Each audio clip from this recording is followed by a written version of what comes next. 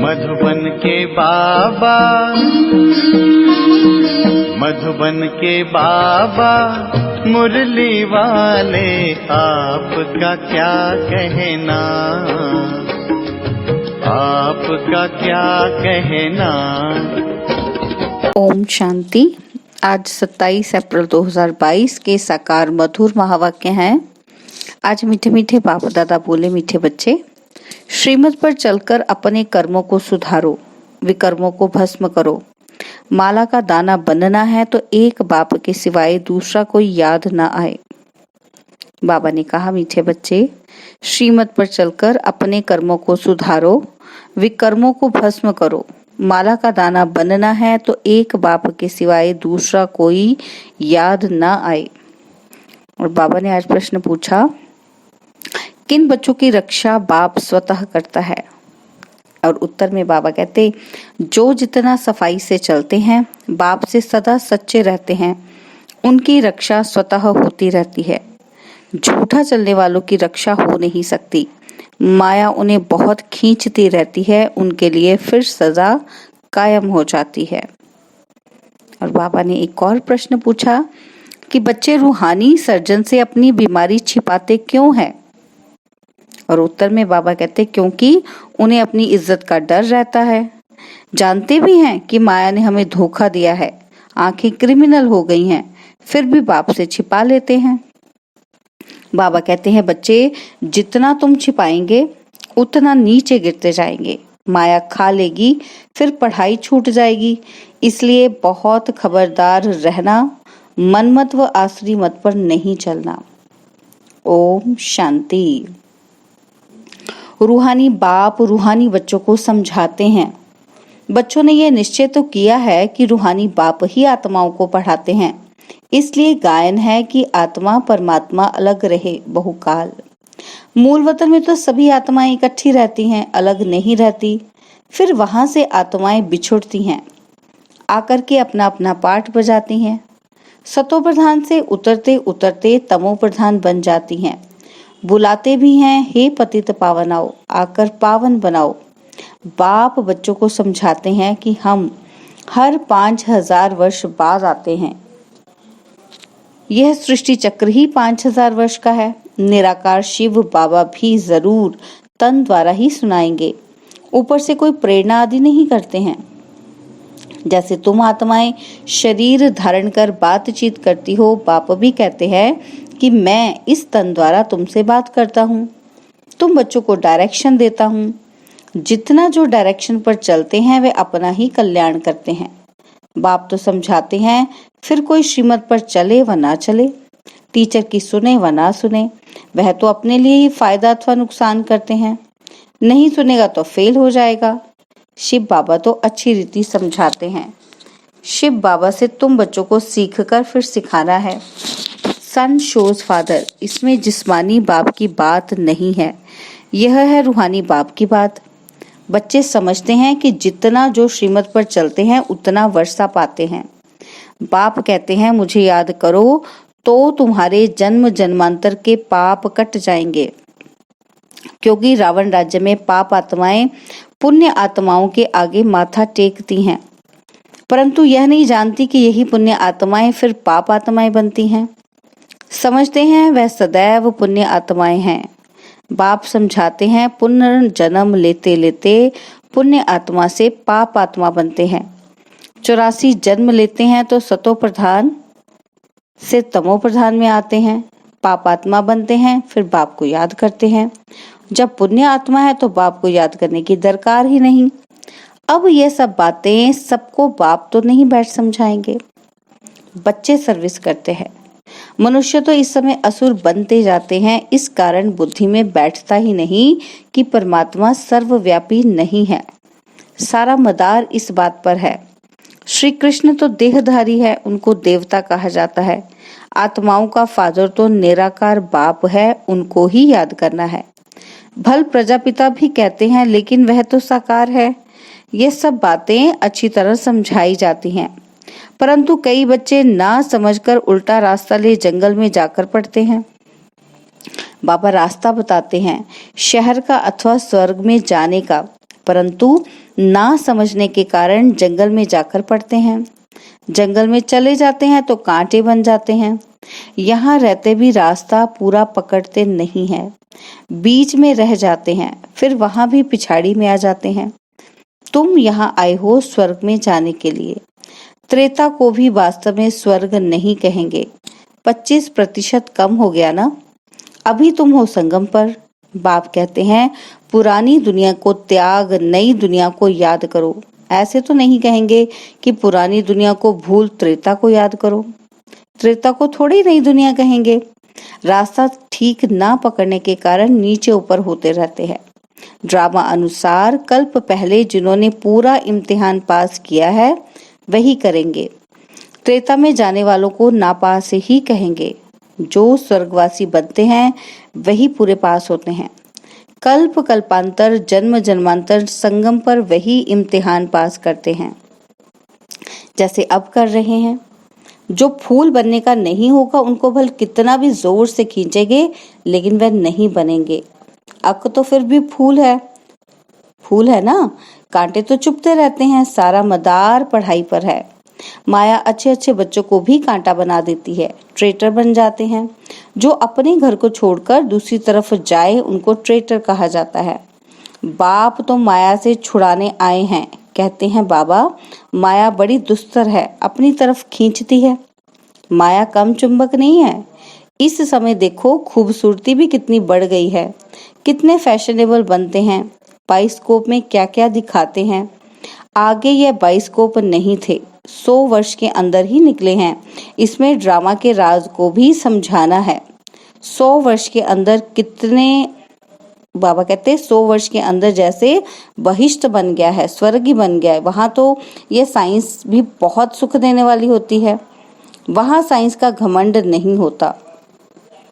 कितना सुख देती है, परंतु वह सुख स्थायी हो जाए इसलिए पुरानी दुनिया का विनाश होता है।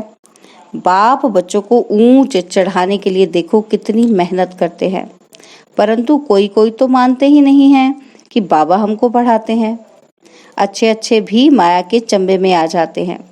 माया पूरा ही वश कर लेती है, परंतु फिर भी एक बार जो ज्ञान सुना है तो जरूर स्वर्ग में जाएंगे, परंतु ऊंच पद नहीं पाएंगे। कहते तो सब हैं कि हम नारायण बनेंगे, तो पुरुषार्थ भी इतना करना है, परंतु है सारा ड्रामा का खेल। कोई चढ़ते कोई गिरते हैं, नीचे ऊपर होता ही रहता है। सारा मदार याद की यात्रा पर है।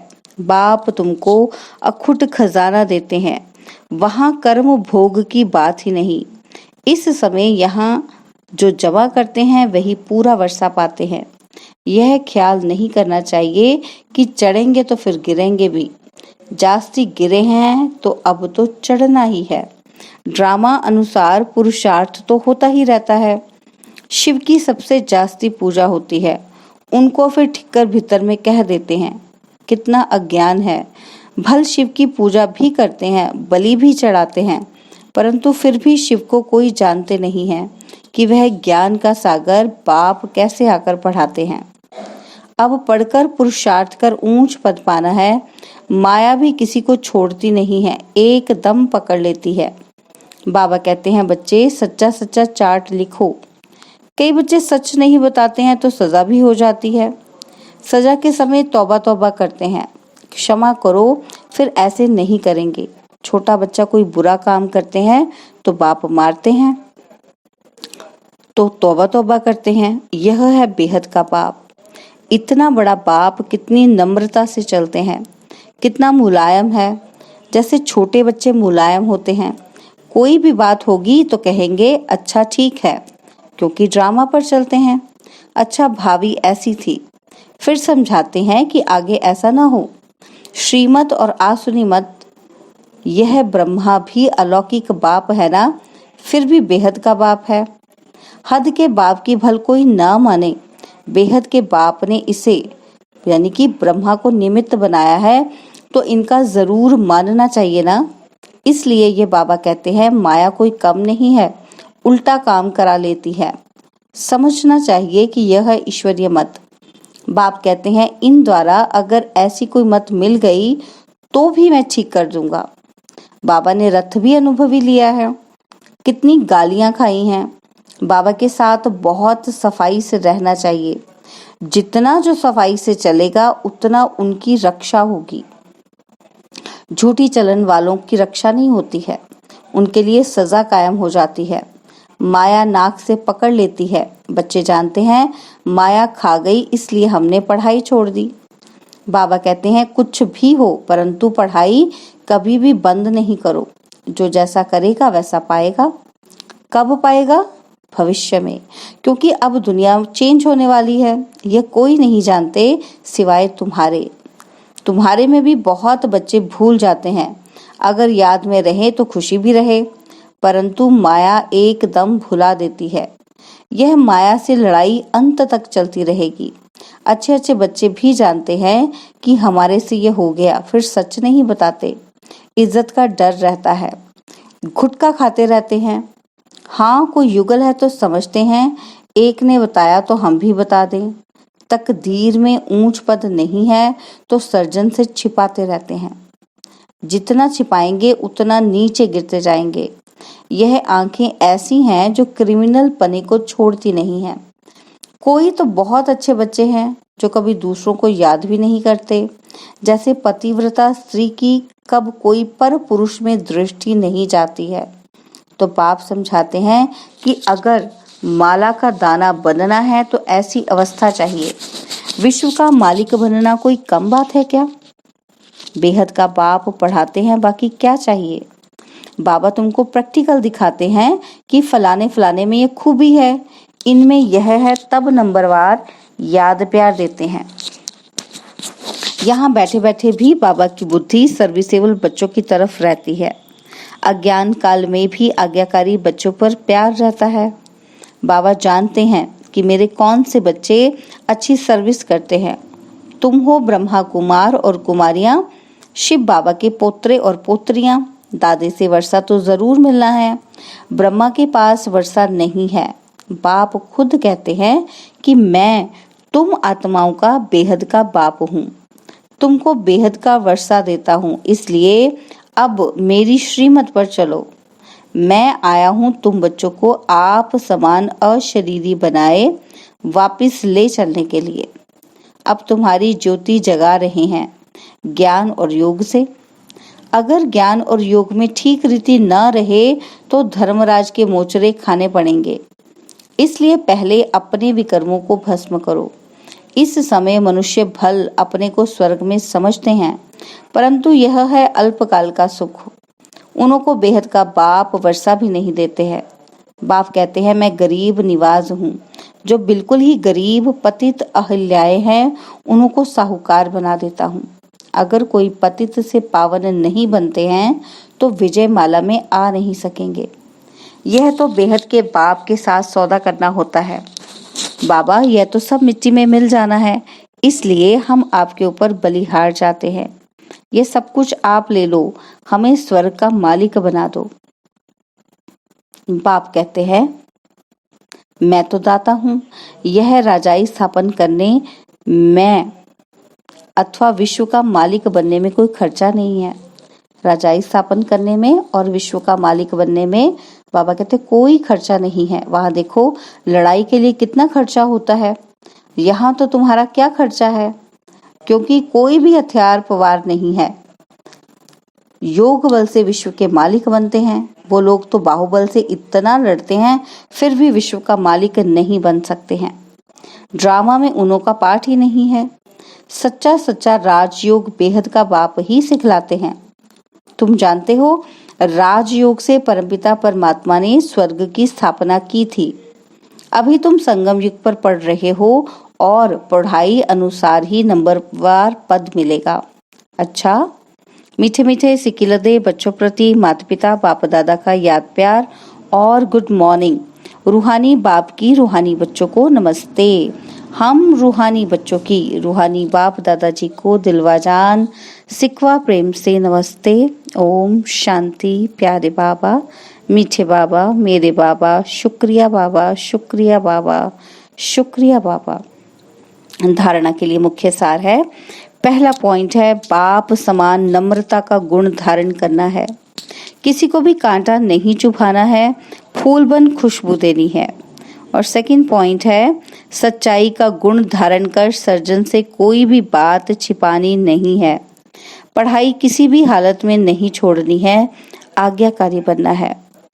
बाबा ने वरदान दिया, बाप द्वारा मिले हुए वरदानों को समय पर कार्य में लगाकर फलीभूत बनाने वाले वरदानी मूर्त भव। बाप द्वारा मिले हुए वरदानों को समय पर कार्य में लगाकर फलीभूत बनाने वाले वरदानी मूर्त भव। बाप दादा द्वारा जो भी वरदान मिलते हैं उन्हें समय पर कार्य में लगाओ तो वरदान कायम रहेंगे। वरदान के बीज को फलदायक बनाने के लिए उसे बार बार स्मृति का पानी दो। वरदान के स्वरूप में स्थित होने की धूप दो तो एक वरदान वरदानों को साथ मिलाएगा और फल स्वरूप वरदानी मूर्त बन जाएंगे। जितना वरदानों को समय पर कार्य में लगाएंगे उतना वरदान और श्रेष्ठ स्वरूप दिखाता रहेगा। स्लोगन है, अटेंशन नेचुरल हो तो टेंशन स्वतः खत्म हो जाएगा। स्लोगन, अटेंशन नेचुरल हो तो टेंशन स्वतः खत्म हो जाएगा। ओम शांति। और अब यह एक बहुत अच्छी वीडियो भी जरूर देखें।